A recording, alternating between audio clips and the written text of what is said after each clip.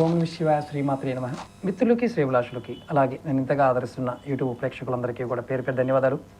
మిత్రులారా, మీ అందరికీ పరాదేవత ఎల్లవెల్లలా మీతో ఉండి మీ మనోవాంఛ నెరవేర్చాలని మనస్ఫూర్తిగా కోరుకుంటున్నాను. మనకి అమావాస్య వస్తుంది. ఈ అమావాస్యకి ఒక తేలికైన ధనానికి సంబంధించిన ఉపాయం చెప్తాను. ఈ ఉపాయం ఎందుకంటే మీరు డబ్బు సంపాదించిన డబ్బు నిలబడటం లేదు, అంటే డబ్బు వస్తుంది కానీ డబ్బు నిలబడటం లేదు. అలాంటప్పుడు ఖచ్చితంగా మీరు ఈ ఉపాయాన్ని చేయండి. అలాగే వచ్చిన డబ్బు అనవసరమైన ఖర్చులకి వెళ్ళిపోతూ ఉంది, ఆ సమయంలో కూడా ఈ ఉపాయం చేయవచ్చు. అలాగే వచ్చిన డబ్బు ఖర్చు అయిపోగా మీకు మళ్ళీ అప్పులు అవుతున్నాయి అనుకోండి, అప్పుడు కూడా ఈ ఉపాయం చేయొచ్చు. ఇది ఎప్పుడు చేయాలి? అమావాస్య రోజు చేయాలి. ఇది ఏ అమావాస్యకైనా చేసుకోవచ్చు. ఈ అమావాస్య ఆ అమావాస్య లేదు, ఏ అమావాస్యకైనా ఈ ఉపాయం చేయవచ్చు. ఎలా చేయాలి, ఏ విధంగా చేయాలి చెప్తాను, ఆ విధంగా ప్రయత్నించండి. అలాగే మీకు ఈ వీడియో నచ్చినట్లయితే లైక్ చేయండి, ఛానల్ని సబ్స్క్రైబ్ చేసుకోండి, పక్కనే ఉన్న గంట సింబల్ని యాక్టివేట్ చేసుకొని 10 మంది మిత్రులకి షేర్ చేయండి. ఇప్పుడు అమావాస్య రోజు సంధ్య సమయంలో, అంటే ఉదయం పూటైనా సాయంత్రమైనా ఈ ఉపాయం చేయొచ్చు. మీరు ఏం చేస్తారంటే పసుపు తీసుకోండి. పసుపు తీసుకొని ఆ పసుపు తడిపి గంగాజలం తడిపి మీరు గణపతులు తయారు చేయండి. అంటే ఒక ముద్దల్లా చేస్తారు, పసుపు గణపతి అంటాం. అలా ఎన్ని చేయాలి? 11 చేయండి. తర్వాత వాటిని గంధము పుష్పాలతో అలంకరించండి.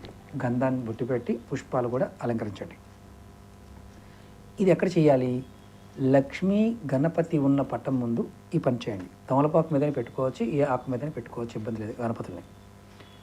తర్వాత ఈ 11 గణపతుల్ని మీరు ఆ పటం ముందు పెట్టి 11 రంగుల పుష్పాలు, మీకు రకరకాల పుష్పాలు దొరుకుతాయి, ఇప్పుడు సీజన్ కాబట్టి దొరుకుతాయి. 11 రంగుల పుష్పాలు తీసుకోండి. వాటితో పాటు గరకగడ్డి కూడా తెచ్చుకోండి. ఈ పుష్పాలు గరకగడ్డితో అర్చన చేయండి, అంటే పూజ చేయండి. ఈ పూజ చేస్తున్న సమయంలో మీరు మనసులో ఓం వక్రతుండాయ హుం, ఓం వక్రతుండాయ హుం అనుకుంటూ గరకగడ్డిని పువ్వుల్ని వేయండి. తర్వాత ఈ మంత్రం అనుకుంటూనే మీరు నేతితో దీపం వెలిగించండి. ఇక్కడ ఆవు నెయ్యి చెప్పలేదు, ఏ నెయ్యి అయినా వాడవచ్చు. నేతితో దీపం వెలిగించండి. తర్వాత మీకు ఈ మంత్రం అనుకుంటూ చేస్తున్నారు. తర్వాత ఏం చేయాలంటే ఈ పూజ అయిపోయిన తర్వాత ఒక పసుపు కలర్ వస్త్రాన్ని తీసుకోండి, అంటే జాకెట్ ముక్క తెచ్చుకోండి.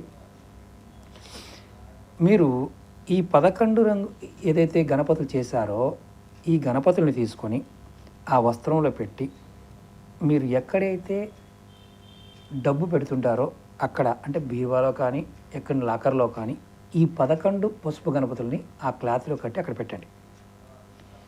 ఈ గణపతులు పెడుతున్నప్పుడు మీరు శ్రీ శ్రీ అంటూ ఒక్కొక్క దాన్ని ఆ క్లాత్లో పెట్టి మీరు మూట కట్టండి.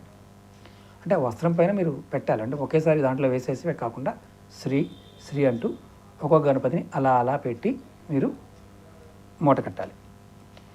ఇప్పుడు ఎక్కడైతే లాకర్లో పెట్టారో అక్కడ ఈ గణపతి పెట్టడం వల్ల మీకు ధనం నిల్వ ఉండడం మొదలవుతుంది.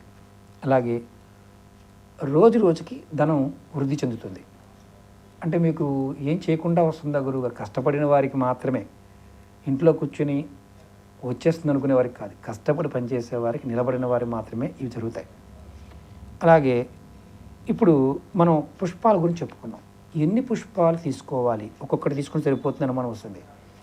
11 రంగుల పుష్పాలు మీరు ఏవైనా తీసుకోండి.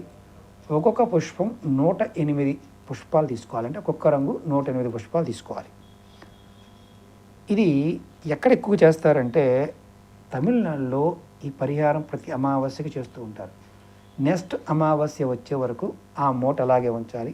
ఆ తర్వాత ఈ మూట తీసుకువెళ్ళి అందులో ఉన్న పసుపుని గణపతుల్ని ఈ చెట్టు మొదల్లో కానీ పారే నీటిలో కానీ వదిలేసి మళ్ళీ అమావాస్యకి కొత్తగా చేయండి. ఇలా మీరు ప్రతి అమావాస్యకి చేస్తూ ఉంటే మీ ఇంట్లో సంపాదించిన ధనం మిగులుతుంది, ధనరాకడ పెరుగుతుంది, ముఖ్యంగా ధనం నిల్వ ఉంటుంది. ఇది అమావాస్యకి మాత్రమే చేయాలి. అమావాస్య తిథిలో చేయాలి. అమావాస్య తిథి 2 రోజులు వచ్చింది అనుకోని గురువుగారు 2 రోజుల్లో ఎప్పుడైనా చేయొచ్చు, ఖచ్చితంగా చేయొచ్చు. ఆ తిథి మాత్రమే ప్రాముఖ్యం. ప్రయత్నం చేయండి, మంచి ఫలితం కలుగుతుంది.